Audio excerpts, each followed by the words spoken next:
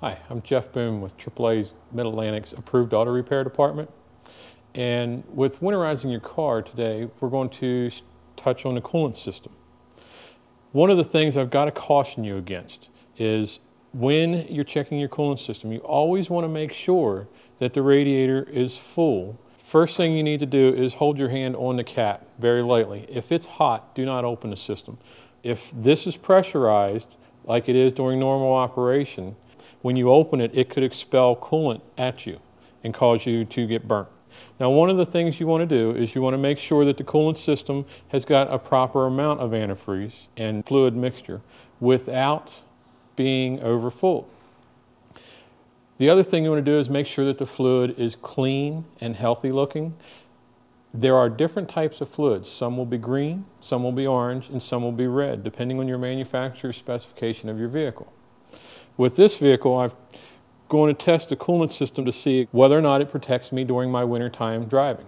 By literally putting in the coolant tester, squeezing this just like you would a turkey baster bulb to expel the air, and then filling the hydrometer with coolant.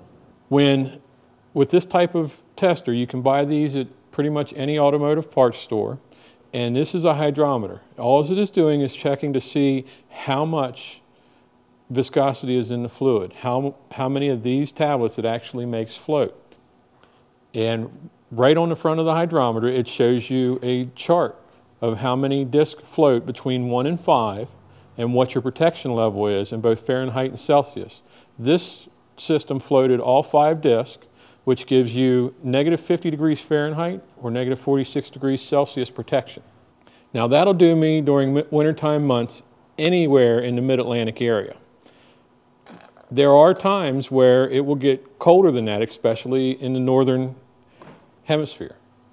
You might end up like our northern friends in Canada. They will use a straight antifreeze mixture in wintertime only. That is not suggested for any place below the North Atlantic. One of the other things you'll need to check when you're checking the coolant system are the hoses and the belts that drive the coolant system. The hoses, like this upper radiator hose, should be simply squeezed to make sure that you don't feel any brittleness. If you feel anything that's cracking, chances are that hose is to the point where it's going to fail. Have that attended to as soon as possible. Belts, on the other hand, on most new cars are harder to see. On this vehicle, it's almost impossible to see from the top of the vehicle. However, being able to look down and see the belt is an easy way to determine whether or not it's failing. Rule of thumb is, on a serpentine belt, if you have more than 10 cracks per inch, it's time to replace the belt before it fails. That's pretty much all you can do on your own with the coolant system. Now we need to check the battery system.